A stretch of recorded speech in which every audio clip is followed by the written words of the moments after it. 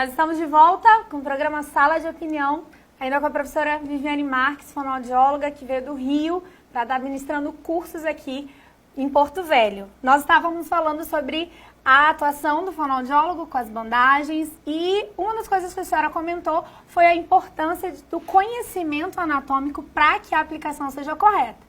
E a senhora também deu o curso de anatomia palpatória, né? Ontem, durante o dia, nós tivemos aqui na finca o curso de anatomia palpatória. Queria que a senhora explicasse um pouquinho o que foi o curso e a importância da anatomia palpatória, não só para o fonoaudiólogo, mas também para todas as partes, né, da bandagem, né? Para toda a aplicação da bandagem.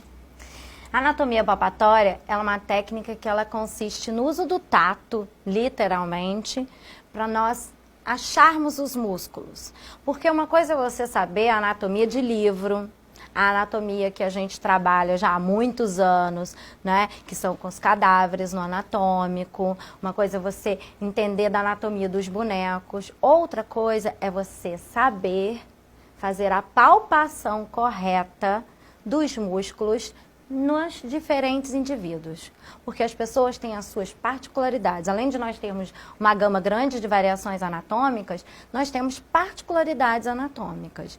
Então a gente precisa sempre orientar as pessoas a identificar os pontos fixos, pontos que não se modificam anatomicamente. Então a gente utilizar os acidentes ósseos são uma boa referência para a gente poder identificar o músculo. E aí quando a gente identifica onde está o músculo, a gente vai analisar onde é o ponto de inserção fixo, onde é o ponto de inserção móvel, para ele saber sempre o quê? Para onde o músculo vai fazer a sua contração, como é que é o direcionamento da fibra muscular, o movimento. A anatomia palpatória, ela além de ser essencial para nós identificarmos os músculos, né, nos indivíduos, ela é essencial para nós percebermos as assimetrias. Nós temos muitas assimetrias e muitas assimetrias levam a distúrbios, aos quais nós tratamos.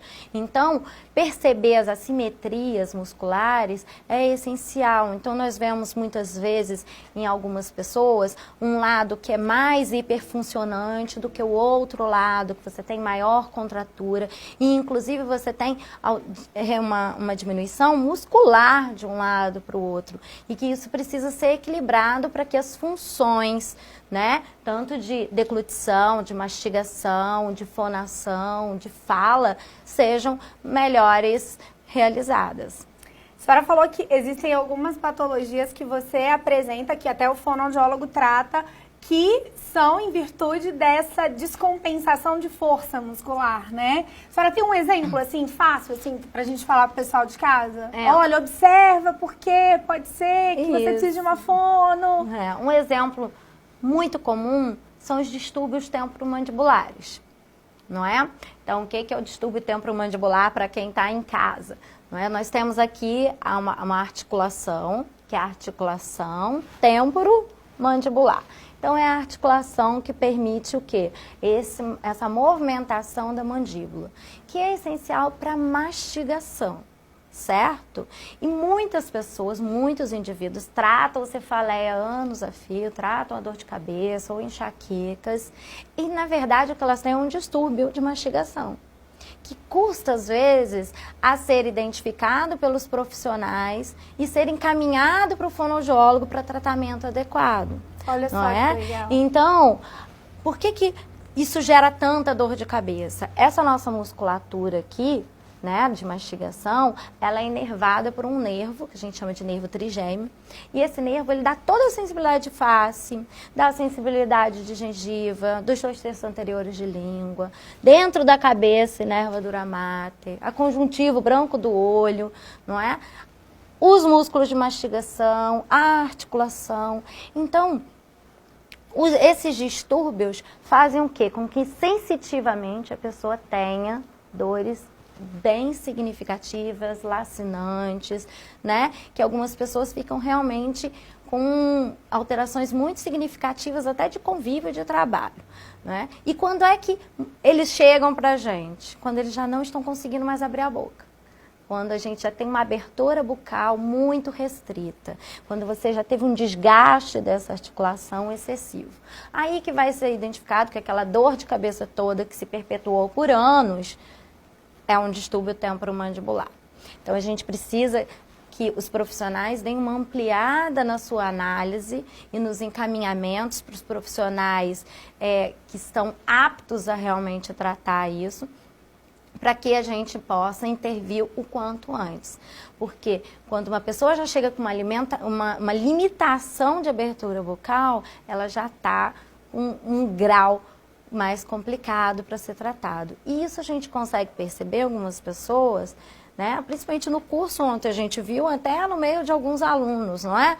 A gente foi fazendo a medida desse músculo aqui, que nós chamamos de masseter, e a gente percebeu várias assimetrias em sala de aula. Nós percebemos o quê?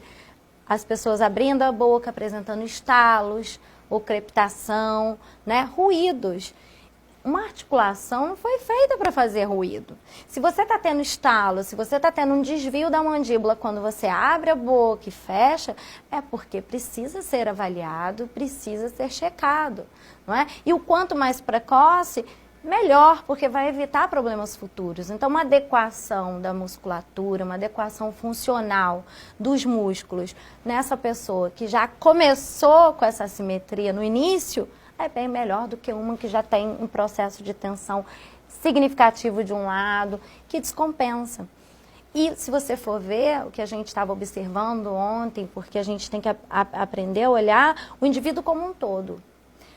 A relação crânio-mandíbula, ela interfere na tua postura cervical, ela interfere na posição de ombro. Então, o que a gente percebeu muitas vezes ontem foi, a gente tinha uma pessoa muito tensa de um lado, em que ela tinha um ombro excessivamente contraído, com uma contratura de trapézio.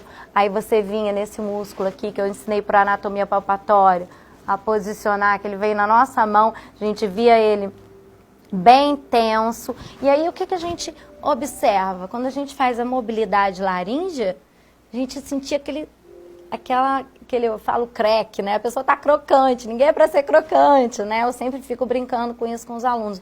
Mas, na verdade, a gente percebe ruído mesmo e uma rigidez, uma dificuldade de mobilização.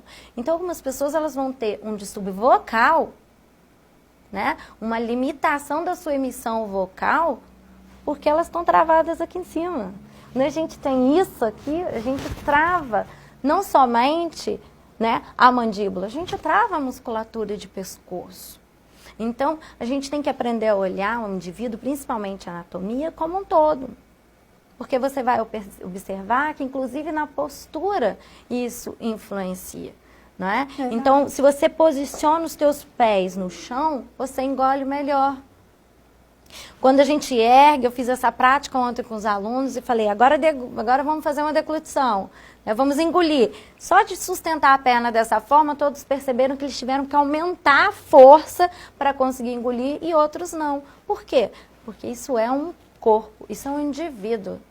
Então, se você tem assimetrias musculares, essas assimetrias vão sim interferir na qualidade de vida do indivíduo, na qualidade de alimentação, de comunicação e vão acabar fazendo reflexos cervicais. As pessoas têm muitas alterações cervicais e de postura em função disso.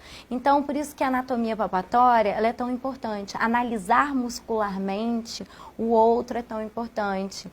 E perceber que nós somos um sistema, nós somos um indivíduo. A gente não é só uma cabeça e pescoço. A gente tem que olhar o todo. Nós somos uma grande engrenagem, né? Você já parou para pensar que a sua dor de cabeça pode ser tratada com fono?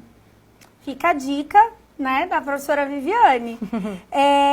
Hoje a gente vê dentro da finca uma demanda grande dentro da clínica de fonoaudiologia de algumas patologias. E uma delas, a senhora até comentou no primeiro bloco, que é a paralisia facial. A paralisia facial é tão importante eu entender de anatomia palpatória quanto de bandagem. E eu consigo trabalhar com o paciente e eu tenho uma melhora maior? Sim, com certeza. A paralisia facial é algo muito comum. Nós fonoaudiólogos, somos os especialistas em motricidade orofacial, por isso que nos compete trabalhar isso. A paralisia facial, ela sempre afeta, né, conjugada à comunicação e muitas vezes a deglutição também, a alimentação, né? Então, o que a gente percebe na paralisia facial? A gente tem vários casos de paralisia facial por N motivos.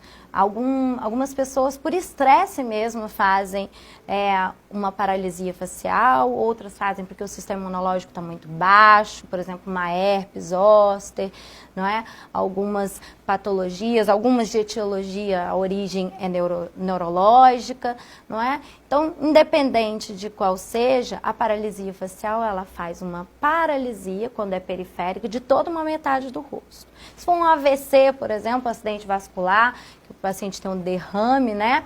Ele faz só esse quadrante paralisado. Então, aí a gente fala que é de origem central, que é do sistema nervoso. Mas o que a gente percebe? Um lado fica paralisado e o outro lado é o lado bom. Vou parar a senhora um pouquinho, a gente precisa ir para o intervalo. Daqui a pouquinho a gente volta falando um pouquinho mais sobre paralisia facial.